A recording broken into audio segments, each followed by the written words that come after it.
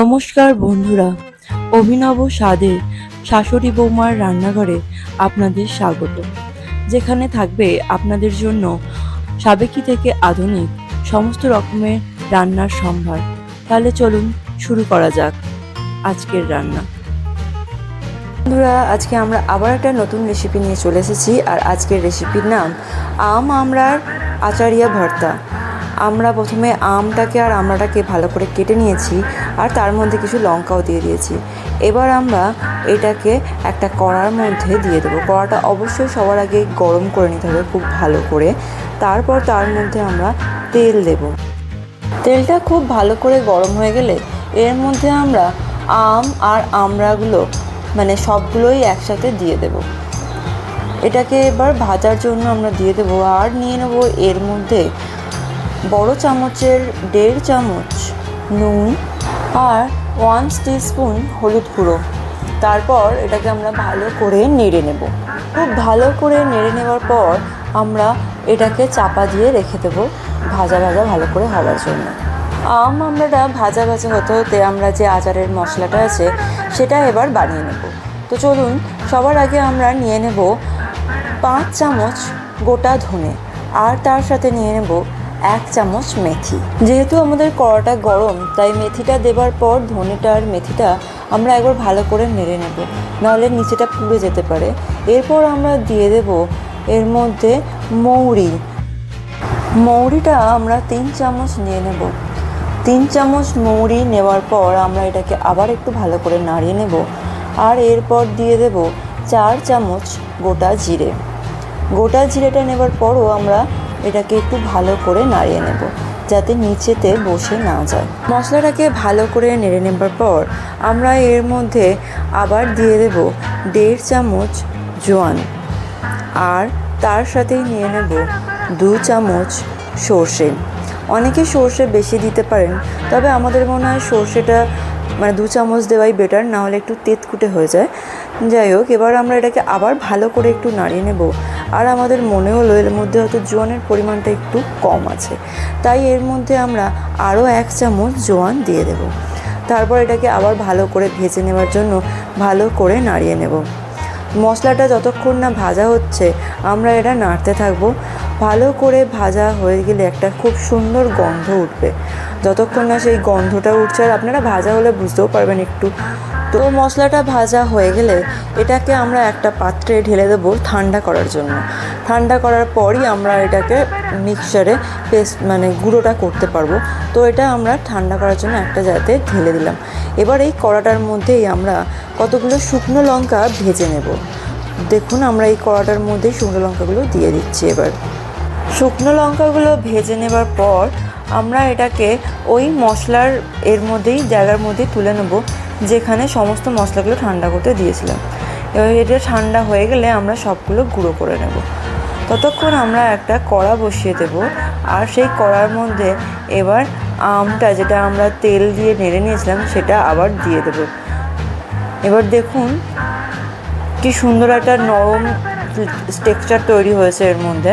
এটা দেখে বুঝতে পারছেন কেন আমরা এই রেসিপিটার নাম আম আমড়ার আচারিয়া ভর্তা রেখেছি।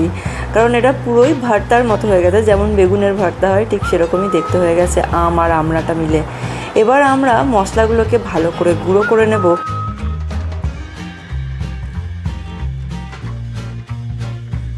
মশলাগুলোকে আমরা গুঁড়ো করতে দিয়ে দিয়েছি। এখানে বলে রাখি, আমটাকে আমরা একবার তেলে ভালো করে নরম করে নিয়েছি। তারপর আবার এটাকে কড়াই দিয়ে ভালো করে ফোটাতে থাকবো যতক্ষণ না এ থেকে তেলটা বেরোতে থাকবে। তেলটা বেরিয়ে আসার পর এর মধ্যে আমরা কিছুটা কাশ্মীরি লঙ্কা গুঁড়ো দেবো, যাতে এর কালারটা একটু ভালো লাগে দেখতে। তারপর এটাকে আবার ভালো করে নাড়তে থাকবো। এখানে একটা কথা বলে রাখি বন্ধুরা, যেহেতু এখানে আমরা কাঁচা আম আর কাঁচা আমড়া দিয়েছি, তাই এর ভিতর থেকে তেলের সাথে একটা জলও বেরোবে, আমড়া আর আম থেকে একটা জল বেরোবে। যতক্ষণ না এটা থেকে জলটা তেলের থেকে আলাদা হয়ে যায় বা জলটা ভালো করে মরে যায়, তেলটা ঘন হয়ে যায়, জলটা পড়লে সেই ঘন ভাবটা কেটে যতক্ষণ না তেলটা পাতলা হচ্ছে ততক্ষণ এটাকে নাড়তেই থাকতে হবে। আর এটাকে বারবার নাড়তে হবে। আর এই যে তেলটা দেখুন, আমাদের তেলটা এখন পাতলা হয়ে গেছে। এবার আমরা এর মধ্যে মশলাটা দেব। যতক্ষণ না এই তেলের মানে টেক্সচারটা আসবে ততক্ষণ আমরা এর মধ্যে মশলা দিতে পারবো না। তাই এটা খুব ভালো করে নাড়তে হবে, একটু অনেকক্ষণ থেকে ফোটাতে হবে। এখানে বলে রাখি, আমরা মশলাটা কিন্তু গ্যাস বন্ধ করার পর দিচ্ছি। আর 1 চামচ করে মশলা দিয়ে ভালো করে এটা আমড়ার সাথে মিশিয়ে নিচ্ছি, যাতে এর মধ্যে খুব ভালো করে মশলাটা মিশে যায়। তাই আমরা এটাকে বারবার মশলা দেবো আর এটা নাড়তে থাকবো যতক্ষণ না এটা ভালো করে মিশে যাচ্ছে। মশলাটা দেওয়া কমপ্লিট হয়ে যাচ্ছে, তার আগে আমি একটা কথা আপনাদেরকে বলে রাখি বন্ধুরা, যেহেতু এটা কড়ায় বানানো হয়েছে, যদি আপনারা রেগুলার বেসিসে রোদে দিতে পারেন তাহলে এটা মানে খুবই ভালো থাকবে আপনাদের। বছরের পর বছর, অন্তত 2 বছর তো ভালো করে চলে যাবে। আর যদি আপনাদের কাছে রোদে দেওয়ার সময় না থাকে তাহলে এর মধ্যে যদি কখনো দেখতে পান সাদা ফাঙ্গাস বেরোচ্ছে অল্প স্বল্প, তো এটাকে কড়াই দিয়ে আপনাদেরকে নেড়ে নিতে হবে। যখনই আপনারা ওইটা দেখতে পাবেন তখনই এটা কড়াই দিয়ে ভালো করে ফুটিয়ে নিলে আবার ওটা মানে আগের মতোই হয়ে যাবে। আর তাই এটা খুব মানে অনেক দিন ধরে চলবে, ওটাও 2 বছর 3 বছর চলতে পারে। যদি রোদে দেন তাহলে খুবই ভালো, যদি না দিতে পারেন তাহলে এভাবে চালাতে পারেন। মশলাটা ভালো করে মিশিয়ে দেওয়ার পর এটাকে আমরা ঠান্ডা করার জন্য রেখে দেব। আপনারা চাইলে এটাকে একটা গোটা দিনও রেখে দিতে পারেন, তারপর জারের মধ্যে পুড়তে পারেন। আচারটা জারে পুড়তে আবার মনে করে দিই, আর এরকমই নতুন রেসিপি দেখার জন্য আমাদের চ্যানেল অভিনব স্বাদকে অবশ্যই সাবস্ক্রাইব করবেন আর পাশে থাকা বেল আইকনটি অবশ্যই প্রেস করবেন। বন্ধুরা, কেমন লাগলো আমাদের আজকের ভিডিও সেটা অবশ্যই আমাদেরকে কমেন্ট করে জানাবেন, আর আমাদেরকে সাবস্ক্রাইব করতে অবশ্যই ভুলবেন না। ভালো থাকবেন বন্ধুরা, সুস্থ থাকবেন। আর একটা কথা বলতে ভুলে গেছি, আমরা এটা প্লাস্টিকের জারে ভরেছি, আপনারা চাইলে এটা কাঁচের জারেও ভরতে পারেন। আর এর মুখটা প্রথম 1 সপ্তাহ ডিপের চাপাটা দিয়ে আঁটবেন না, এতে একটা কাপড় ভালো করে চাপা দিয়ে তার উপর গার্ডার বা দড়ি দিয়ে বেঁধে 1 সপ্তাহের জন্য রেখে দেবেন, যাতে এর মধ্যে কিছুদিন হাওয়া চলাচলটা ভালো করে করতে পারে।